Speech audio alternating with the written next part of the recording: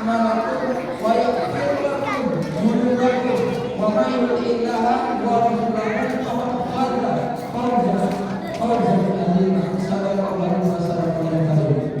Pertama-tama yang kami cintai dan muliakan pengurus TKM, seluruh TKM Masjid, serta jajarannya, serta jemaah masjid Jami At-Taqwa yang saya banggakan dan kami muliakan. Alhamdulillah malam ini malam ke-9 ya. Kalau nggak salah Pak. Maaf Masjid Jami Al-Ikhlas. Alhamdulillah karena di Hajar Putih namanya Al-Ikhlas kedua. Satu Al-Ikhlas, satu lagi ini F14 kalau nggak salah. Masya Allah. Ya yang ikhlas ya semuanya Bapak ya. Ibu juga Alhamdulillah.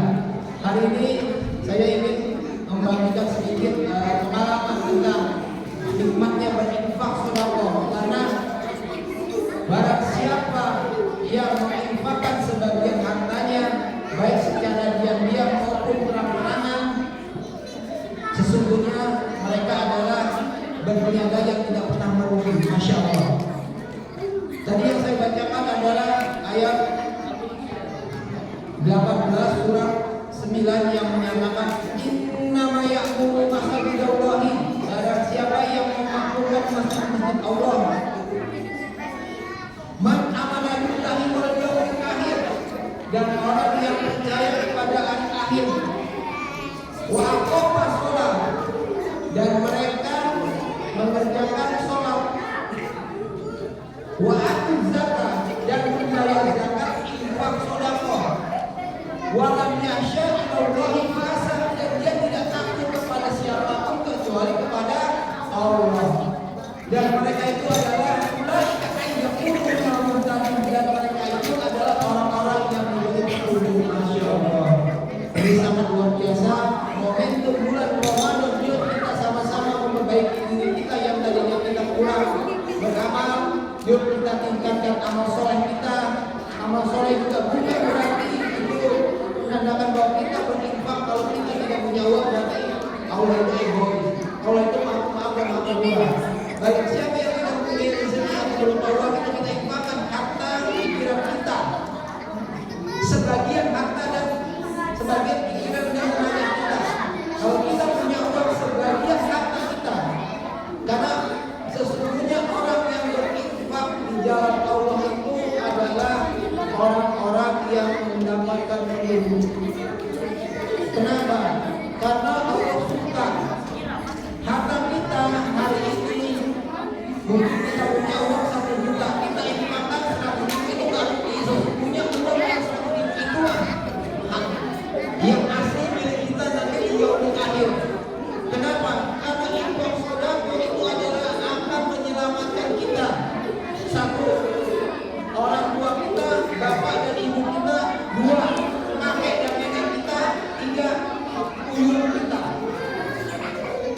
Turun ke bawah, yang menyelamatkan infak sedekah adalah kita, anak kita, cucu kita, dan cicit kita. Jadi ada 7 tingkatan. Itu semuanya karena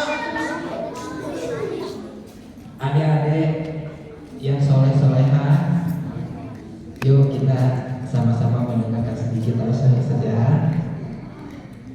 biar nanti mendapatkan oleh-oleh sekolahnya ya. Jadi infak sedekah itulah sangat dahsyat buat diri kita. Masjid adalah tempat wadah untuk beramal kita, berladang amal kita.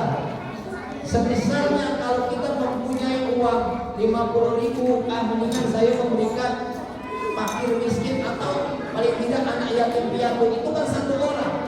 Tapi kalau diberikan kepada masjid dan masjid membayarkan listrik, berarti anak yatim juga dapat.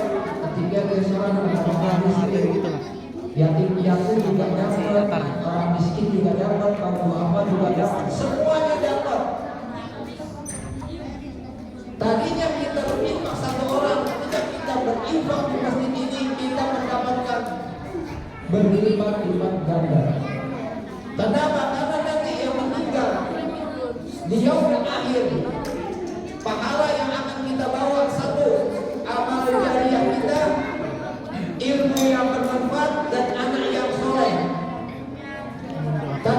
yang amal yang soleh itu akan tergantung kita.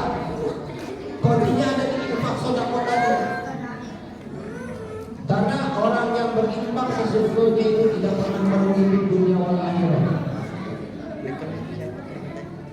Saya sudah praktikin Pak.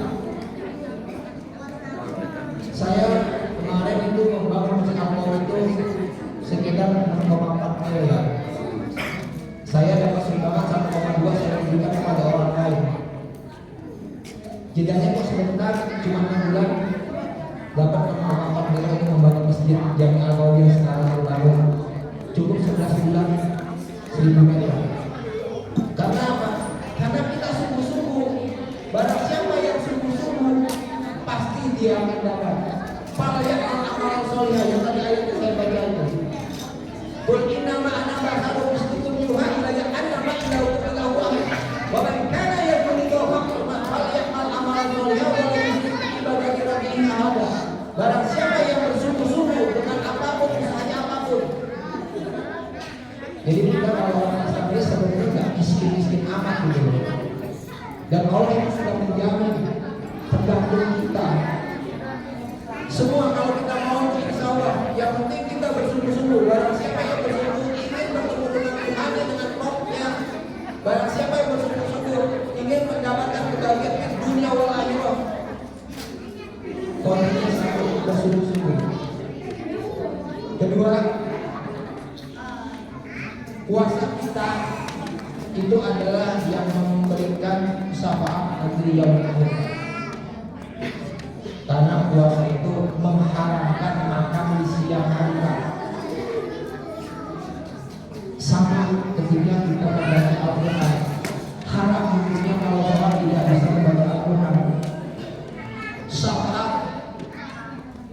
Jadi Allah memberikan syafaat itu ada dua, kecuali Allah, selain Allah, Al-Quran dan puasa. Karena puasa endingnya itu tatakum, orang-orang yang takwa. Sama dengan sholat. Sholat di surat 45 surat ayat 45 surat Al-Ankabut 29. Utsuma hudiya ilaika minal kitabi wa aqimi sholat inna sholata tanha 'anil fahsya'i wal munkar wa la dzikrullahi akbar wallahu ya'lamu ma tasna'un. Sesungguhnya Yusuf, bacalah kitab apa yang diturunkan oleh Rabbmu, kerjakanlah sholat, sesungguhnya sholat mencegah perbuatan keji dan munkar dan perbanyaklah menyebut nama.